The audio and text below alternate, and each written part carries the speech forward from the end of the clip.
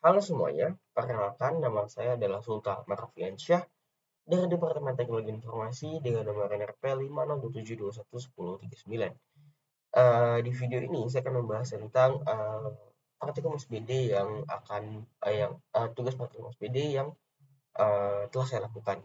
Dan di sini saya akan membahas dan menjelaskan pola pikir saya bagaimana saya berhasil menyelesaikan soal tersebut. Jadi di sini kita langsung saja ke soalnya. Di penugasan modul 1, saya masuk ke kelompok IT B04. Jadi soal yang saya kerjakan adalah soal berikut, yaitu Hailan yang merupakan seorang administrator perpustakaan sedang bingung dalam menjalankan perpustakaannya. Dia kesulitan karena jumlah peminjam buku sedang meningkat akhir-akhir ini. Nunes yang melihat Haaland kebingungan lalu menawarkan bantuan untuk membuatkannya sebuah sistem manajemen perpustakaan di mana pada sistem tersebut bisa menampilkan data pengunjung perpustakaan, buku yang dimiliki perpustakaan, dan data peminjaman buku serta staf perpustakaannya. Jadi dari kalimat ini kita udah tahu nih bahwa kita akan membuat sebuah sistem manajemen perpustakaan yang dimana itu bisa menampilkan data pengunjung, buku yang dimiliki perpustakaan, data peminjaman buku, serta staf perpustakaannya. Itu kayak udah jadi 4 entitas yang berbeda tuh. Tapi nanti kita lanjutin ya. Kita lanjutin dulu ceritanya. Mendengar hal itu, Haaland sangat senang mendengar hal itu. Dia pun menyetujui dan Nunes pun langsung mengucapkan dengan memberikan kabar untuk membantu Haaland. Tapi dia ngomong database seperti apa yang harus dibuat. Dia pun meminta bantuanmu, sangat bersedia sebagai yang baik itu tidak sombong dengan membuatkannya ARD dan batas untuk membandingkan nomisi database yang dengan penuh misalkan. Oke, jadi dari cerita yang panjang lebar ini sebenarnya simpel aja. Kita disuruh buat IRD crossroad yang itu berguna untuk apa ya? Library manajemen sistem gitu. Manajemen perpustakaan. Dan kita juga udah dikasih tahu bahwa udah ada nih kayak ini bisa menampilkan data pengunjung, buku yang dimiliki, buku pinjaman buku, serta perpustakaan.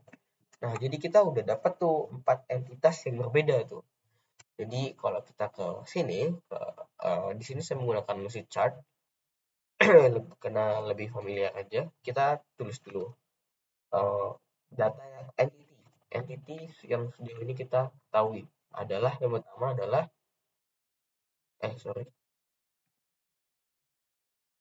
data pengunjung,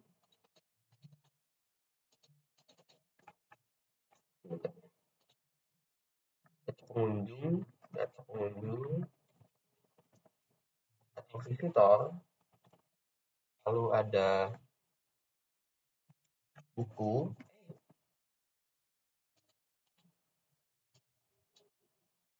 buku yang buku, lalu ada data pinjaman buku, pinjaman buku, data ya, data pinjaman buku, lalu terus masalah daftar fokus. Ya, jadi kita udah tahu nih kita bakal uh, berurusan dengan keempat entity ini. Di bakal ada visitor, buku, data pinjaman buku, dan juga staff fokus. Terus gimana ya cara?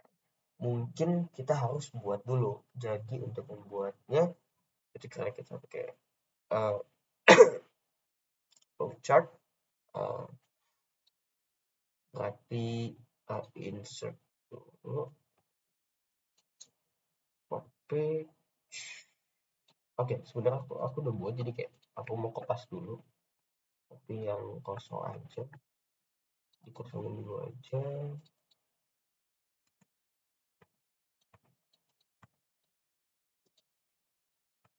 Oke, biar nggak ribet yang template lagi.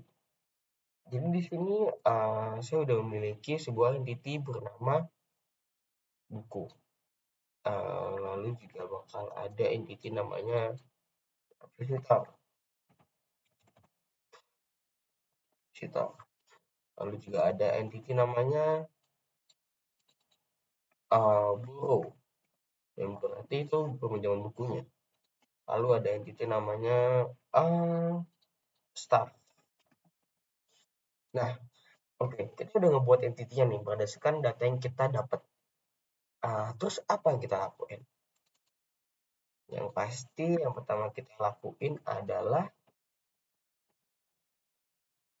kita nyusun dulu hubungan dari mereka ini gimana. Jadi biasanya dari keempat ini yang kita bisa simpulin mungkin adalah, jadi sebenarnya ada buku.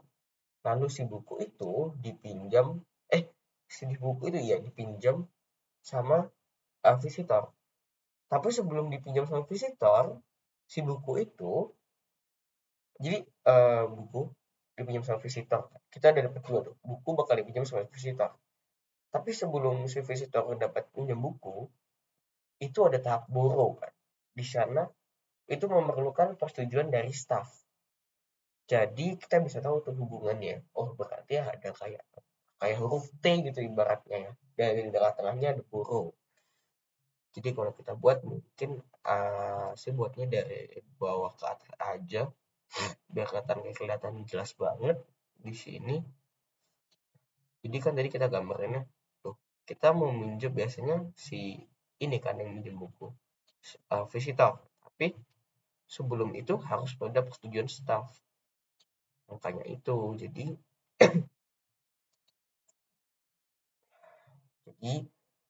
dan juga ada borrow, kita perlu entity borrow di sini. Jadi ya berbeda. Jadi kita udah nemu nih sekarang, wah ternyata kayak gini nih hubungannya. Sekarang kita bikin garisnya, hubungan mereka maksudku. Jadi di sini gini, misalnya yep, ini dan juga ini kayak gini. Jadi book ke borrow one to many, staff ke borrow one to many, dan juga borrow ke visitor itu many to one. Nah, biasanya visitor kan ya anggapannya pinjam buku-buku dihitung satu gitu.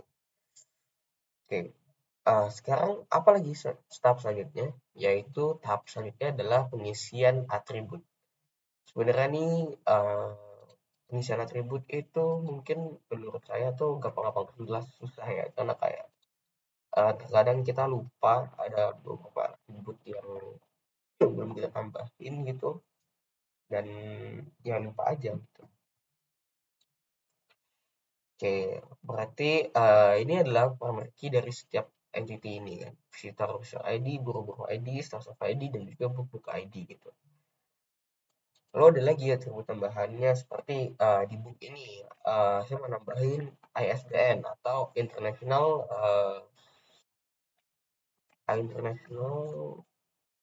book book apa gitu. Pokoknya kayak uh, seri buku atau kode unik buku yang berlaku secara internasional gitu. Jadi itu cukup unik ke buku itu. Namanya ISBN. Lalu ada edition, book edition. Edition kan memang buku itu banyak banget ya. Sekarang ada publisher, lalu ada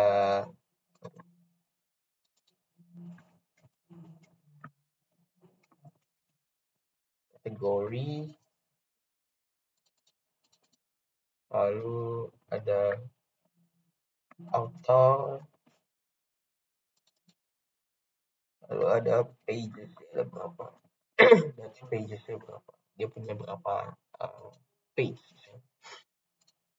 Oke, sebentar aku mau nambahin batas di sini untuk membedakan mana sih yang PK, mana yang atribut biasa, mana yang PK. Oke, udah. Lalu kita lanjut ke borrow nih. Jangan deh. Nanti kita lanjut di staff dulu deh. Staff. Kita lanjut di staff. Saya kira di staff bakal ada apa aja ya. Pastinya ada staff name. ya kan, setiap staff pasti punya nama harusnya. Lalu ada position, apakah dia sebagai pe- apa pemimpin perpustakaannya gitu kan, pemimpin perusahaan perpustakaannya, atau kayak dia sebagai jasa librarian biasa atau gimana, itu perlu untuk tahu. Tapi biasanya ya nggak tahu sih, tapi saya kurang paham untuk sistemnya peminjaman di perpustakaan umum seperti apa.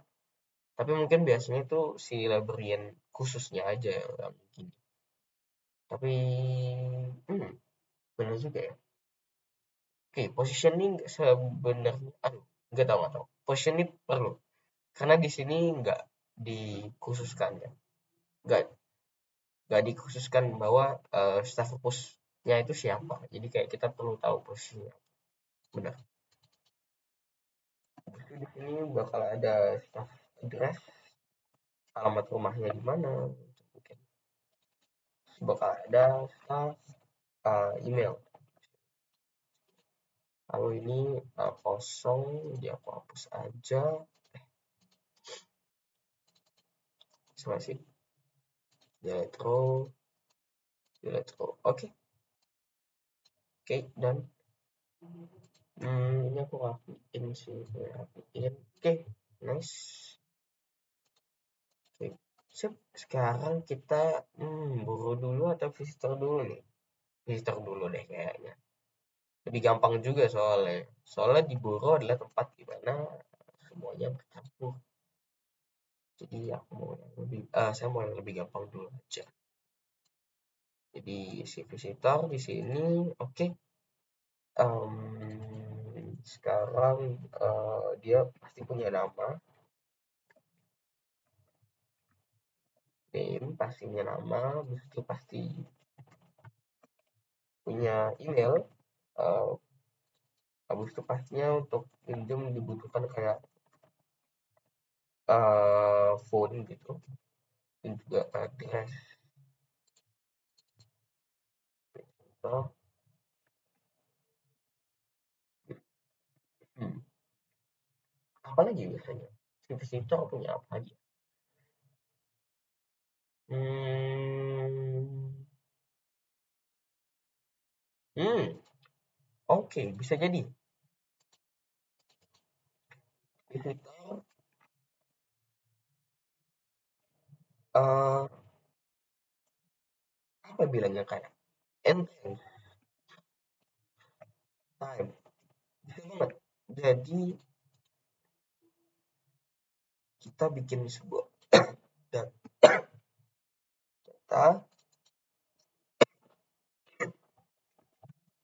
data yang menghitung juga tentang yang juga iya, menghitung tentang kapan si visitor itu keluar masuk perpustakaannya gitu. Boleh boleh boleh. Entrance time sama exit time gitu. Jadi kita tahu. Habis itu eh apa lagi ya? Oh, mungkin biasa kayak ada tanda tangan gitu nggak sih? Iya iya iya. Tapi biasanya tanda tangan udah masuk ke. Gak usah, gak usah. Oke, ini dia udah cukup sih kayaknya. Untuk ya ke perpustakaan, yang ke bawah udah letro aja. Oke, oke, aku rapiin dulu.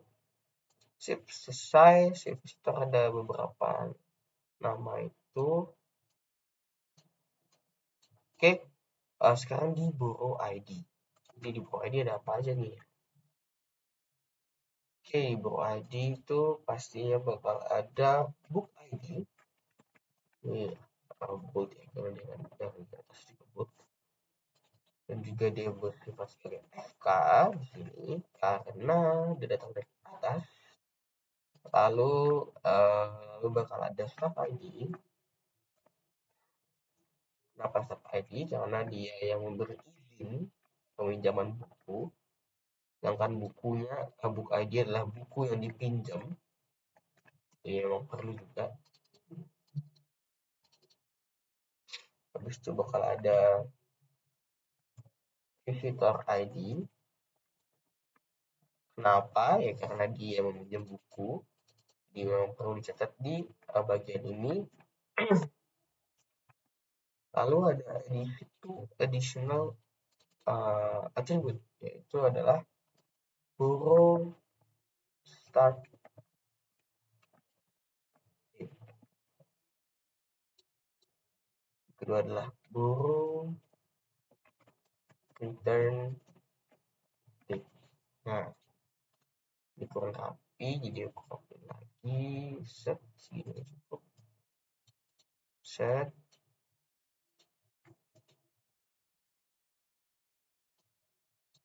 Oke, selesai. Habis itu ini set, habis itu ini hap hap, yep, ya. Dari bagian ini gitu. Jadi kita ada buku dengan atributnya yang dia bakal dipinjam oleh staff, tapi dia harus melalui diagram borrow dulu karena butuh persetujuan dari staff. Nanti setelah staff setuju, dia bakal memberikan staff ID di sini dan bakal bercampur semua, yang artinya peminjaman berhasil dilakukan oleh si visitor. Dan juga dia bakal ada start date sama return date-nya. Tuh. Mungkin itu aja untuk video kali ini. Terima kasih telah mendengarkan. Dan mohon maaf jika ada salah kata atau salah pengucapan. Saya ucapkan terima kasih dan dadah, sampai jumpa kembali.